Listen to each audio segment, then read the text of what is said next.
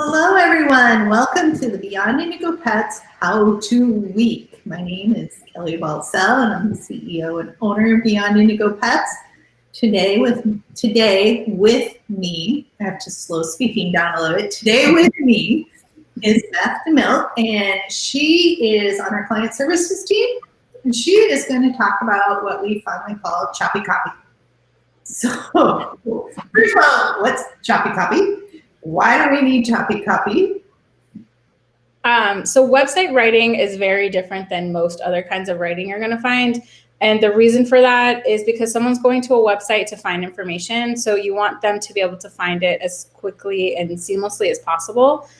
So choppy copy basically is using really short sentences, repetitive sentences, which anyone who's been in writing class, that's a big no-no usually, but it's really important for website writings just so that someone can glance really quickly at a page or, go to another page and find the information they're actually looking for. And especially like on mobile devices, right? Yeah. Like this is where we're looking at a lot of our information, and we belovedly call it the wall of text here. Exactly. Right? Like if we and you just whoa, there's just no way I'm gonna do a deep dive or even a cursory glance at that. It's just it's very off-putting, and then you can spend hours writing that copy to what avail, right? Nobody's gonna read it. It's bullet points are a great one, right? Bullet points, you want to break it up even visually with a lot of subheadings, just so that someone, let's say you're writing a surgery page and you offer 5 different kinds of surgery. You want each of those to be a subheading so that someone can find the kind of surgery they're looking for without reading the entire page. Right. Bullet points help with that too, both visually and just breaking apart the information so it's in really digestible chunks. The other thing too I find interesting when I talk to people about websites is there's this mental assumption when you're building a website that it's like a book. People start on the front page and then they go through and they go through. But in reality, when we're individuals searching for information, or just people in general, the way Google works and everybody else works, or Facebook works, anybody works, actually, they bring people right to the page of the information that they desire. So if they want to know about pet surgery, using your example, they're not going to bring you to the front page of a website. They're going to the surgery page. So sometimes choppy copy is repetitive because you can't assume it's a book, right? Like they're starting at the front and then they're just logically going through it. Right, exactly. The surgery page might be the only page of your site that they look at. So you want them to be able to find the information they need. And that jumps off nicely to copy, choppy copy, subheadings. All of this is really important for SEO too. It gives you a chance to incorporate keywords that people are going to be searching for. It, again, lets you have information on multiple pages so that not just one page shows up if it's relevant to whatever someone's searching for. So it helps your website be found when someone's looking on Google. Right, so it's really important. And then other people too, sometimes, like when we're trying to build the websites, right? They're like, but it doesn't read right. Well, yeah, it does, but you're trying to read it like a book again, or a scientific article or something along those lines, right?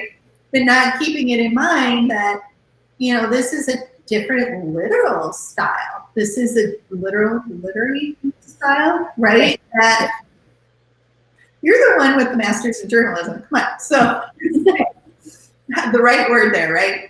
But there is a distinct style for websites that are just website based only. I mean, that's really the only place they're used, right? Yeah. Oh yeah, definitely. And it is a very niche style, and someone who's a brilliant writer and has written essays and books might not be able to do it. It has very particular copy that you need. It has very particular styling that you need. You really need to be cognizant of including calls to action on every single page. You want to end it with a call to action, which is essentially telling the user to do something, like call us to learn more, fill out this form to schedule an appointment. visit this page, for more information about this. Even when you have blogs on your site, you want to include a call to action. That's like the most important element of your website writing.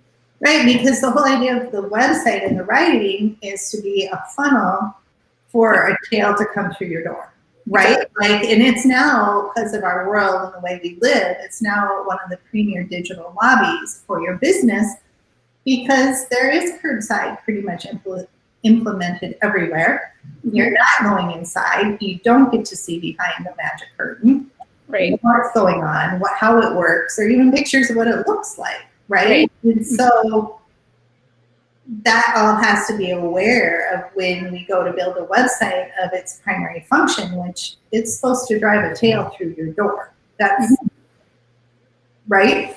Right. That's exactly right. And another aspect of, compiling your website in this way is it makes it ADA compliant, which is really important for a website as well. So, each page should start with something called an H1 heading, which is basically just a centered group of words that describe the page. It's not a complete sentence. You can, again, use keywords in here. And then if you have any other headings throughout the copy, those are subheadings, which are called an H2. And that's helpful for ADA compliance as well. Right, because explain ADA compliance a little bit with the copy, because that is kind of now a conversation piece for people. So like, how are we addressing it here with copy and such at Beyond Indigo? So our websites need to be functional for someone who has visual or hearing disabilities. And with headings, subheadings, features like that, if they're skimming it, they can, if those are bigger than the rest of the text, so they can see those. And then if something is reading it for them, then they can break apart the sections that way. So it's kind of like a roadmap for the actual page that you're reading. Mm-hmm. And the readers actually look for those H1 tags and those H2 tags. Like they're looking for specific coding and the way it's broken up, correct? Yeah. Yep. And so that is even true for pictures. All of your pictures that you have on your site should have something called an alt tag, which is basically a description of what's visually happening in the picture. So again, a reader can go through and let someone with visual disabilities know what's happening in that image. Mm-hmm. Like person is playing with a ball with the dog outside in the summer, right? Yep. Exactly. Something like that. And it's also, alt tags are a really great place for, again, SEO copy to put in there to help boost your SEO work. So it's just not the words that people maybe see who are not visually impaired, like just normal words. Right. And there's other places copy has an important aspect to your website. Yep, and Google pays attention to all of those and uses them to determine your ranking factor, so they are important. And it's another great way to incorporate keywords, again, without doing what we call keyword stuffing, which is just throwing in as many keywords as you can, which is bad. You don't want to do that. Very bad. You want your copy to read well.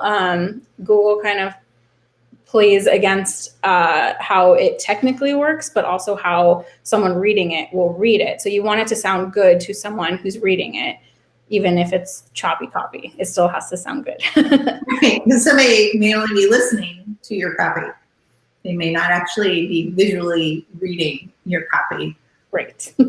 Right. So, there's so much to copy. It's more than just kind of what you think, but there's kind of a balance, right? Because first and foremost, people scan, they don't read.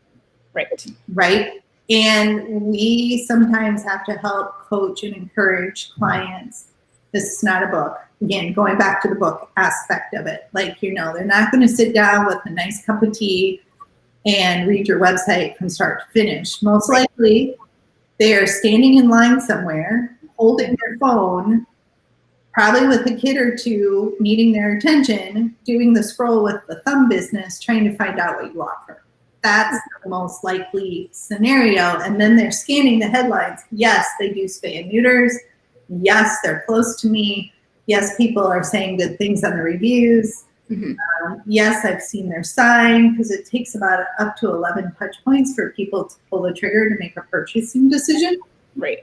And then they're all doing it with the one thumb maneuver, again, with other distraction going on, Exactly. right?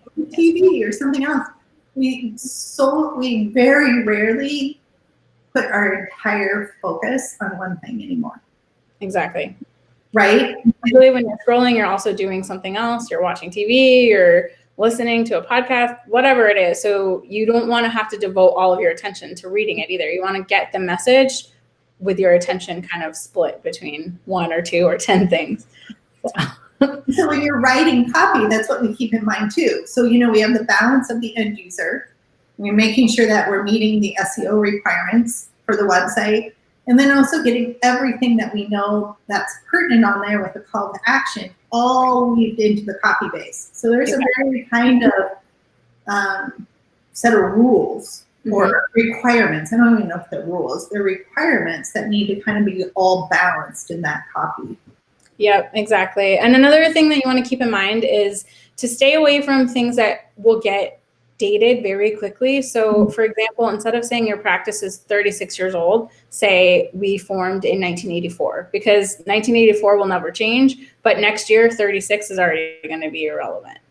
So you want to really stay away from that. Try to stay away from adjectives like high tech or, state of the art, because again, in 4 years, it might not be, and you don't want your copy to be kind of stagnant with that. So use more descriptive terms that actually describe the equipment that you're talking about, instead of saying state of the art, high tech, newest, things like that. That's a really good tip. It's a very good tip. Well, I think everybody, when they go to look at their copy, should think choppy copy, just keep that in their head. Mm-hmm. Take a look at it. Also, sometimes a good read is give the phone or give it to your mother. I mean, as silly as it sounds, is like, hey, Mom, go look up our website, on your mobile device and tell me what you think. That's a great test. You'll get honest feedback and probably hear about some things you never thought about. So, right. Yeah. And if your mother can use it, other people should probably be able to use it, right? Exactly. Yeah. So. Well, thanks for being here today, Beth. It's always a delight. Yeah, thank you for having me. It was a fun time. Thanks. We'll have you back soon. Okay. Bye. Bye.